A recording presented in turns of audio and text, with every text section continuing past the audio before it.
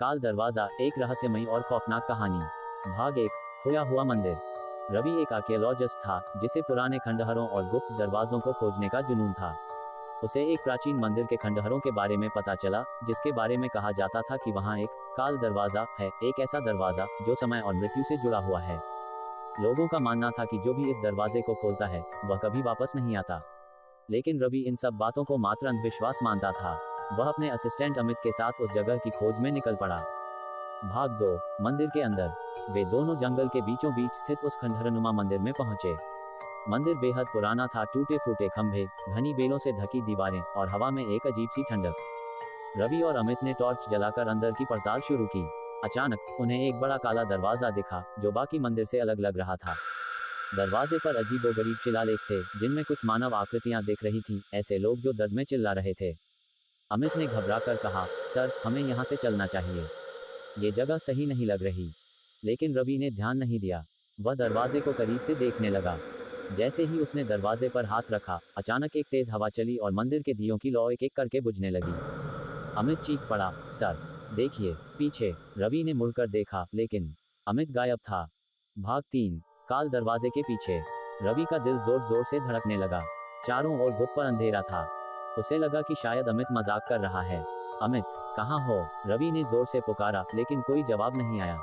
अब उसके पास एक ही रास्ता था, दरवाजे को खोलकर देखना। उसने धीरे धीरे दरवाजे को धक्का दिया। दरवाजा खुद ब खुद खुलने लगा और उसके पीछे सिर्फ गहरा अंधेरा था। रवि ने टॉर्च जलाकर अंदर झांका। वहां जमीन पर हड्डियां बिखरी पड़ी थीं। दीवारों पर अजीब से चित्र बने थे जिनमें लोगों को दर्द से चीखते हुए दिखाया गया था। तभी अचानक दरवाजा जोर से बंद हो गया। रवि ने पलटकर दरवाजा खोलने की कोशिश की, लेकिन वह अब अंदर से लॉक हो चुका था। अचानक उसे सामने एक परछाई हिलती हुई दिखाई दी। अमित। परछाई धीरे धीरे रवि की ओर बढ़ने लगी। रवि ने टॉर्च ऊपर उठाए और जैसे ही रोशनी परछाई पर पड़ी, उसके चेहरे से खून उतर गया। वह अमित था, लेकिन उसकी आंखें सफेद हो चुकी थीं, चेहरा जला हुआ था और उसके होंठ बुदबुदा रहे थे। तुम अब नहीं बच सकते। काल दरवाजा, भाग 4, परछाई की चेतावनी। रवि का शरीर कांपने लगा। सामने खड़ा अमित अब पहले जैसा नहीं लग रहा था। उसकी आंखें सफेद, चेहरा झुलसा हुआ और होंठ अजीब तरीके से हिल रहे थे, जैसे किसी अदृश्य शक्ति ने उसे अपने काबू में कर लिया हो। तुम अब नहीं बच सकते। रवि ने घबराकर पीछे हटने की कोशिश की, लेकिन उसकी पीठ एक ठंडी दीवार से जा टकराई।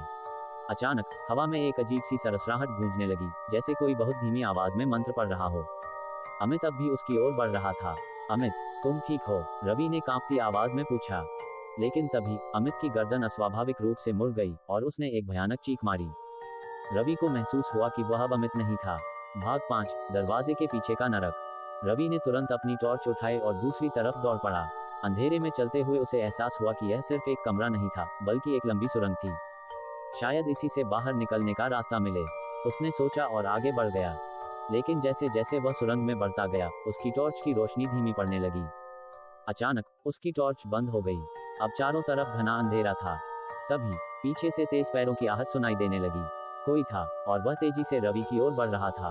भाग 6, शापित दरवाजा। रवि ने अपने फोन की लाइट ऑन करने की कोशिश की, लेकिन फोन भी काम नहीं कर रहा था। अचानक सुरंग के आखिरी छोर पर उसे एक और दरवाजा दिखा, लेकिन यह दरवाजा खून से सना हुआ था। जैसे ही रवि ने दरवाजा खोलने के लिए हाथ बढ़ाया, उसके कानों में सैकड़ों लोगों की चीखें गूंजने लगी। इस दरवाजे को मत खोलो। रवि का शरीर ठंडा पड़ गया। उसने पीछे मुड़कर देखा। अमित के अलावा अब और भी कई परछाइयां खड़ी थीं। उनकी आंखें सफेद थीं, शरीर जले हुए थे और वे सब धीरे धीरे उसकी ओर बढ़ रहे थे। अब कोई रास्ता नहीं बचा था। रवि ने पूरी ताकत लगाकर दरवाजा खोल दिया। दरवाजे के उस पार जो था, उसे देखकर रवि की चीख भी नहीं निकल पाई। क्या रवि बच पाएगा? इस दरवाजे के पीछे क्या छिपा है? जानने के आगे देखे। काल दरवाजा, भाग 7, मौत का द्वार। रवि ने जैसे ही दरवाजा खोला, उसके सामने एक भयानक नजारा था। वह अब एक गहरे अंधेरे कुएं के किनारे खड़ा था। कुएं के अंदर से सैकड़ों चीखें आ रही थीं, जैसे कई आत्माएं एक साथ दर्द में रो रही हों। अचानक पीछे से अमित और बाकी परछाइयां जोर जोर से बड़बड़ाने लगीं। उनकी आवाज में क्रोध और पीड़ा थी। तूने दरवाजा खोल दिया, अब तेरा अंत भी तय है। रवि घबराकर पीछे हटा, लेकिन तभी कुएं से एक काली, हड्डियों जैसी लंबी उंगलियां बाहर निकलीं और उसके पैरों की ओर बढ़ने लगीं। भाग 8, शाप का रहस्य। रवि ने खुद को बचाने की कोशिश की, लेकिन वह उस ताकतवर साए से बंधता जा रहा था। तभी कुएं की दीवारों पर उकेरे गए चित्र चमकने लगे। रवि को अब समझ आया, ये काल दरवाजा किसी साधारण जगह का द्वार नहीं था, बल्कि यह एक नरक का द्वार था जहां सदियों से आत्माएं कैद थीं। इस दरवाजे को खोलने वाला हर इंसान इन आत्माओं का हिस्सा बन जाता था। नहीं। रवि जोर से चिल्लाया और पूरी ताकत से दरवाजा बंद करने की कोशिश की, लेकिन दरवाजे के पीछे से एक भारी ताकत उसे अंदर खींच रही थी। भाग 9, आखिरी कोशिश। रवि ने जेब से एक पुराना सिक्का निकाला जो उसने मंदिर के प्रवेश द्वार पर पड़ा देखा था। उसे याद आया कि पुराने शास्त्रों में लिखा था, काल दरवाजे को सिर्फ वही बंद कर सकता है जो इसे खोलने का पाप करे। उसने सिक्के को जमीन पर घुमाया और दरवाजे पर जोर से मुक्का मारा।